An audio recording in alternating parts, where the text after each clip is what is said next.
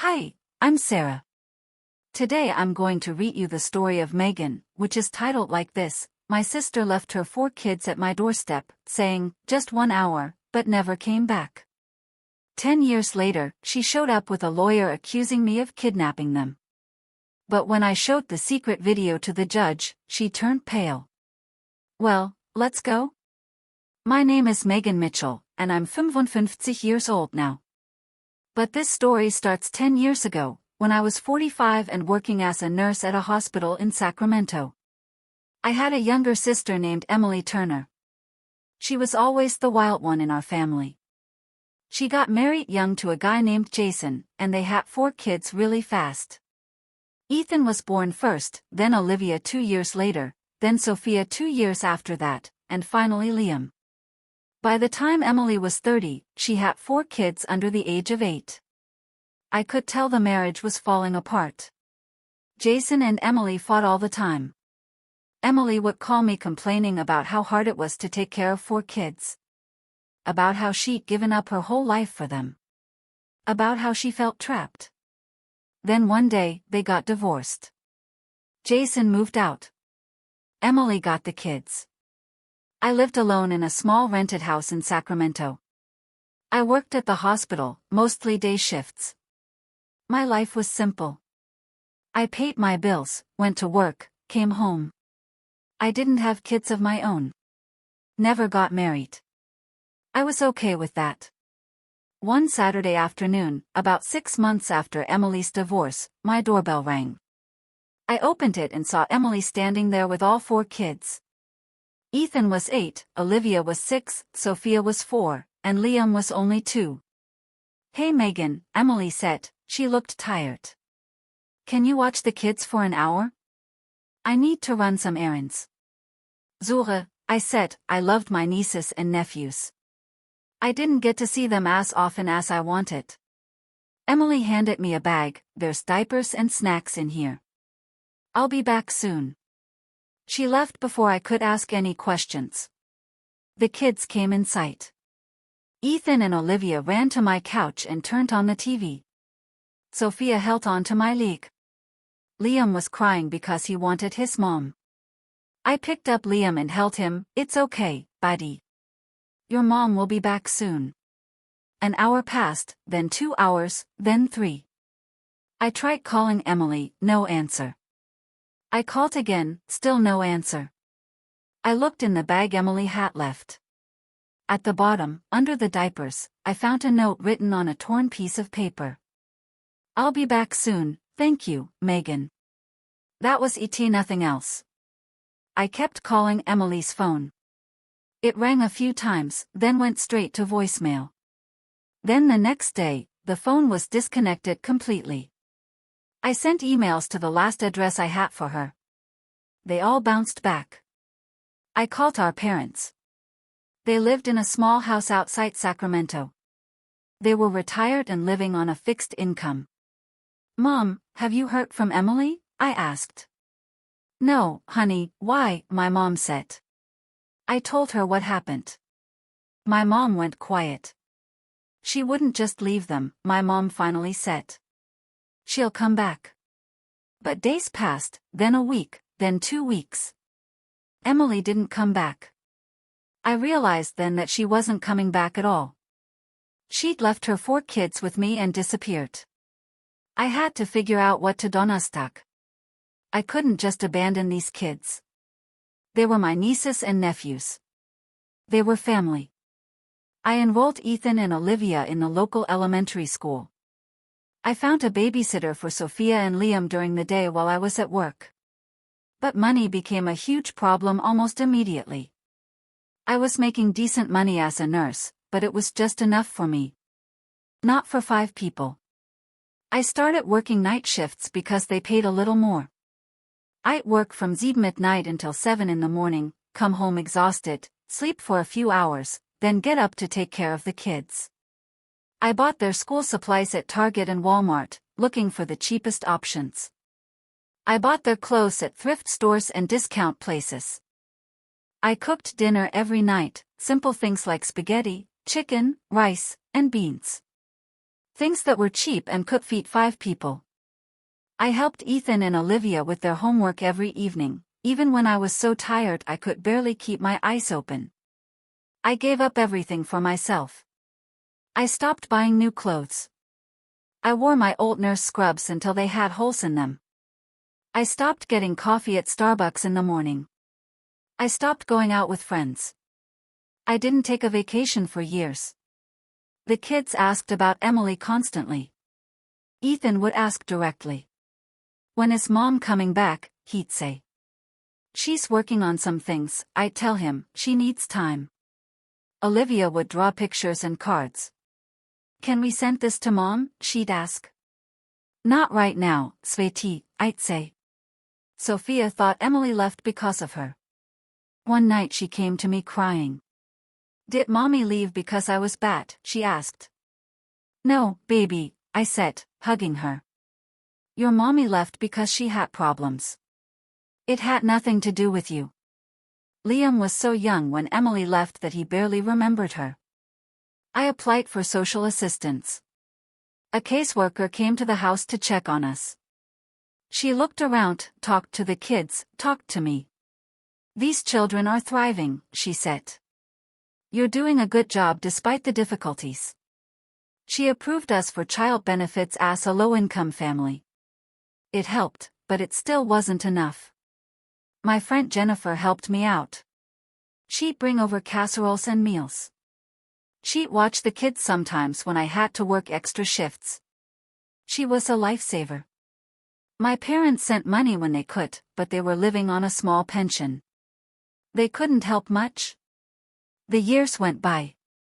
Ethan got into high school and fell in love with science. He was smart, really smart. He got good grades and talked about going to college.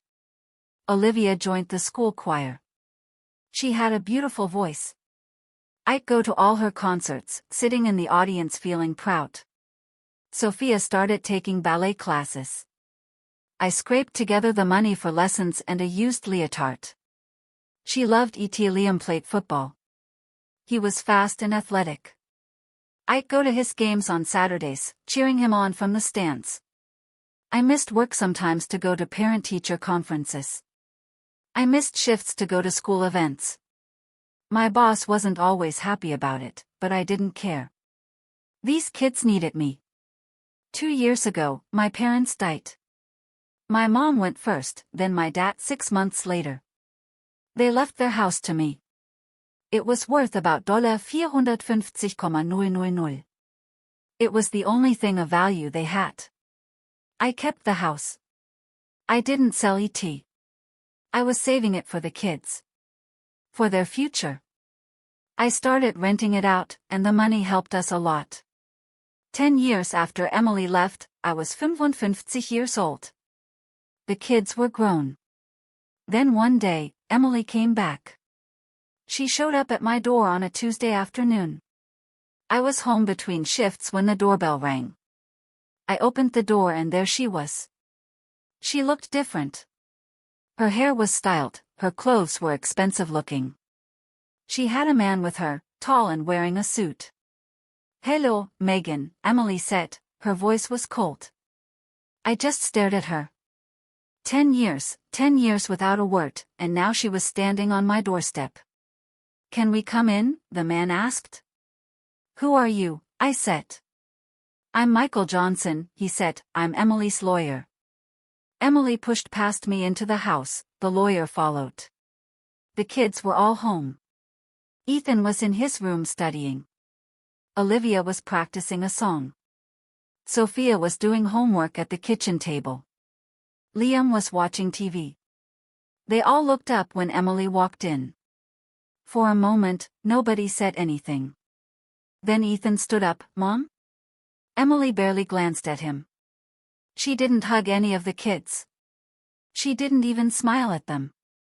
Megan, we need to talk, Emily said. The lawyer pulled out some papers from his briefcase. He handed them to me. This is a court notice, he said. Emily is filing for custody of her children. I felt like I'd been punched in the stomach. What? You've been illegally detaining my children for 10 years, Emily said. I want them back. The kids heard everything. They all came closer, gathering behind me. Ethan stood right next to me. Olivia grabbed my arm. Sophia was crying. Liam looked confused. You left them, I said, my voice was shaking. You abandoned them 10 years ago. That's not true, Emily said. I left them temporarily because I was going through a difficult time. I always planned to come back. You never called, I said, you never wrote, you disappeared. Because you wouldn't let me see them, Emily said. It was a lie, a complete lie. But she said it so confidently, like it was the truth. The lawyer cleared his throat. We'll see you in court, Ms. Mitchell. The hearing is scheduled for 3 weeks from now. They left, just like that. The kids were all looking at me. Ethan's face was hard. Olivia was crying, Sophia was shaking. Liam came and hugged my leg. Aunt Megan, we don't want to go with her, Ethan said. You're not going anywhere, I said, but inside, I was terrified. That night, after I put the kids to bed, I sat at the kitchen table and thought about why Emily was really back. It wasn't about the kids. She hadn't even looked at them properly. She hadn't asked how they were doing or what they'd been up to. Then it hit me. The house. My parents' house that they'd left to me. It was worth $450,000. Emily wanted the house. She wanted money. She was using the kids as leverage to force me to sell the house and give her a share. I wasn't going to let that happen. The next morning, I started gathering evidence. I found the note Emily had left in the diaper bag 10 years ago. I'd kept it all these years. I found old text messages from Emily, messages where she'd asked me for money and never mentioned the kids. Then I remembered Jason, Emily's ex-husband. He'd gone to prison about a year after Emily left the kids. He'd spent 7 years there and got out a couple years ago. He'd never been involved in raising the kids. The kids couldn't have gone to him even if they wanted to. But after he got out, I'd let him see the kids sometimes. Supervised visits. He was trying to do better. I found his number and called him. Jason, it's Megan, I said, Emily's back. She's trying to get custody. Jason was quiet for a moment. I'm not surprised. She probably needs money. Did she ever contact you about the kids? I asked. Not once, Jason said. She never asked how they were doing. It's like they didn't exist for her. Then Jason said something that changed everything. I have something you need to see, he said, a video. Emily doesn't know I have ET. I drove to Jason's apartment that afternoon. He lived about 30 minutes away.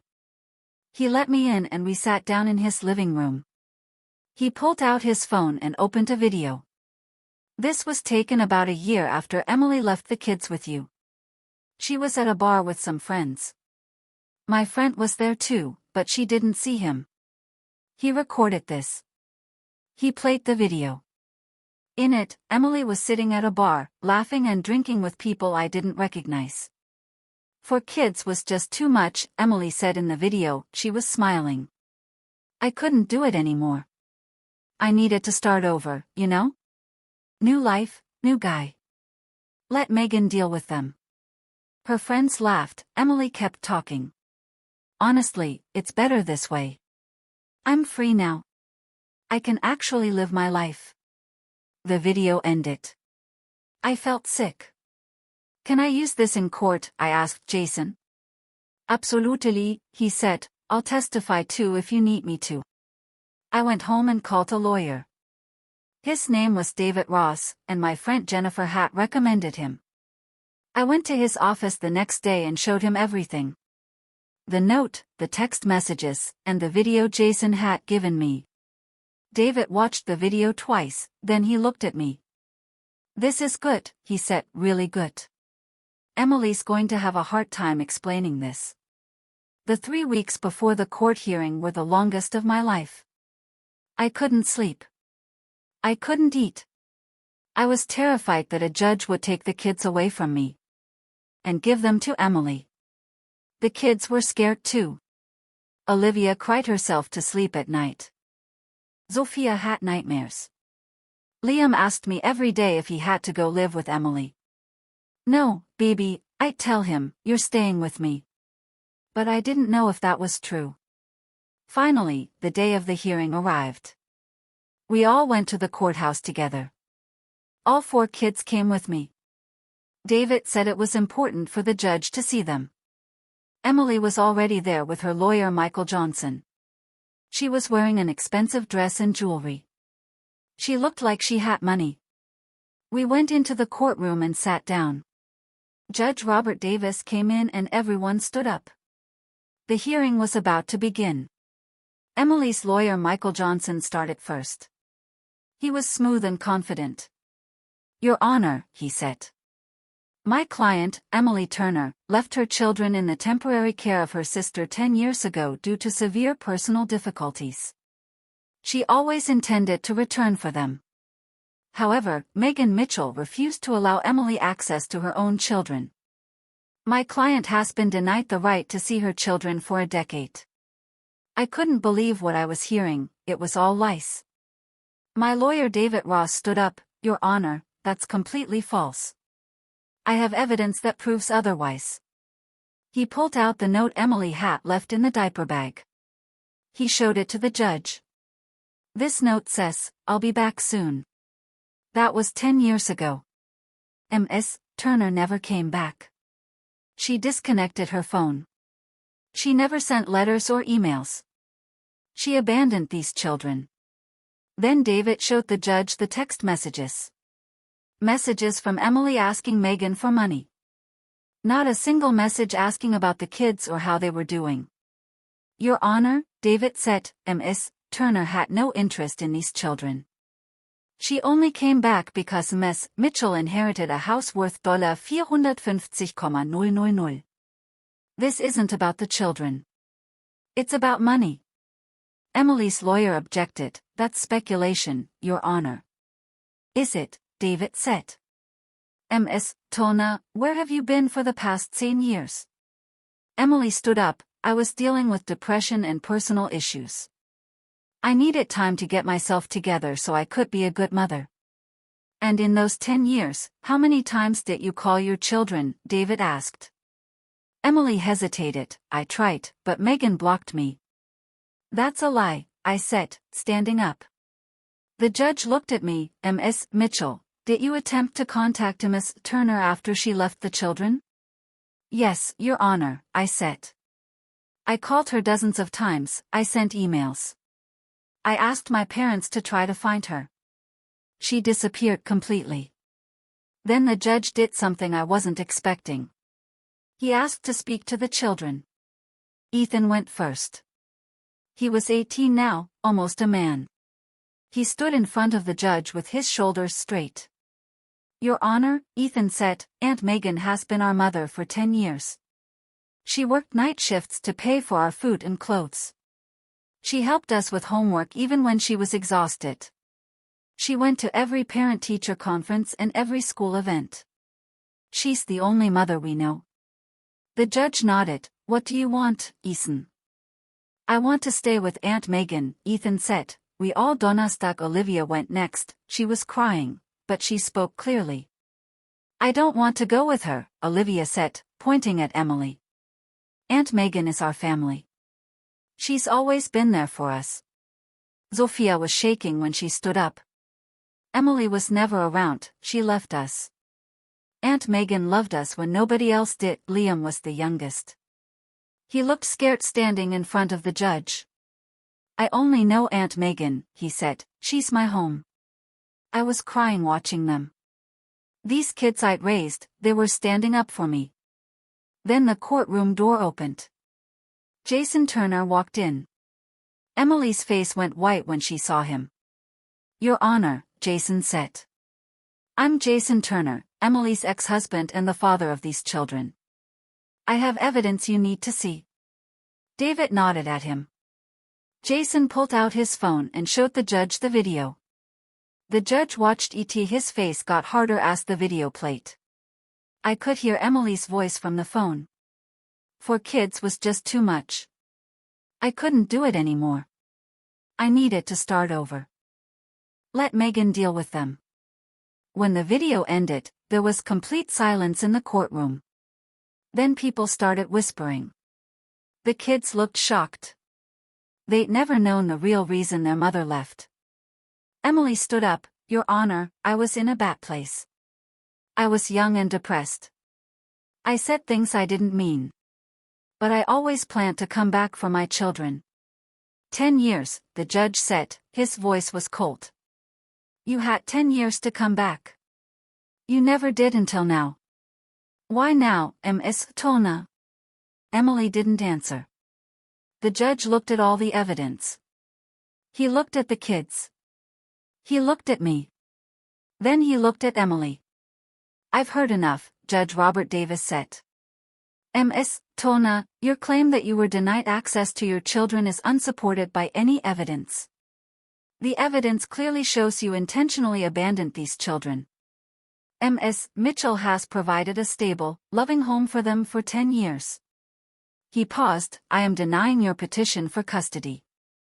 Full custody is granted to Megan Mitchell. Furthermore, I am issuing a 7-year restraining order. You are prohibited from contacting these children without court approval. Emily started crying. Your Honor, please. They're my children. They were your children, the judge said. You gave them up when you walked away. The hearing was over. We won. The kids hugged me. Ethan was crying. Olivia was crying. We all were. Emily left the courtroom with her lawyer. She didn't look back at the kids. Not even once. In the weeks after the trial, I learned more about Emily's situation. She'd been living way beyond her means.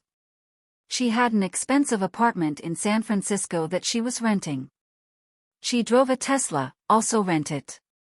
She couldn't actually afford any of E.T.'s. She'd been hoping to get part of the house money to keep up her lifestyle.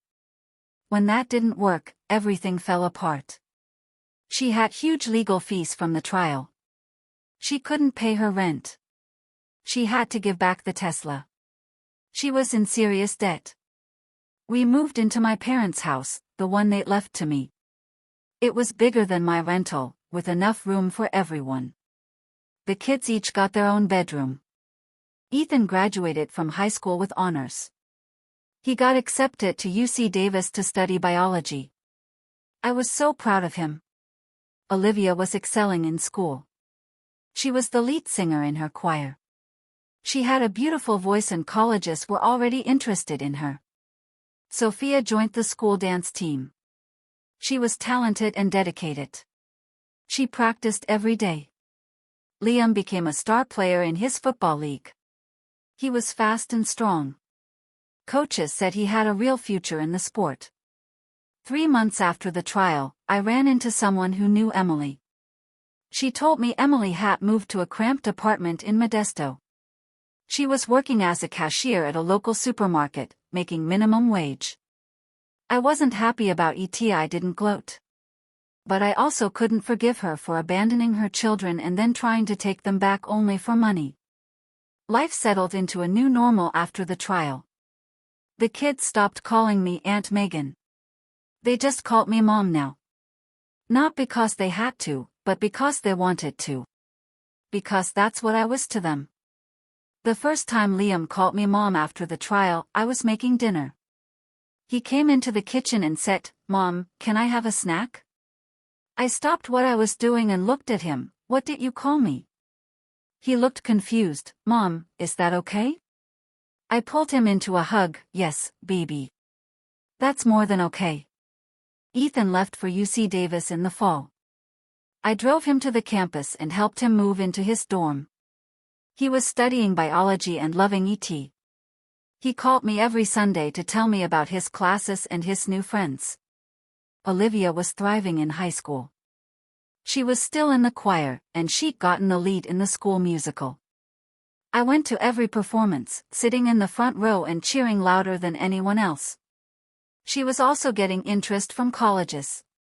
Several schools had reached out to her about music scholarships. She was going to have options.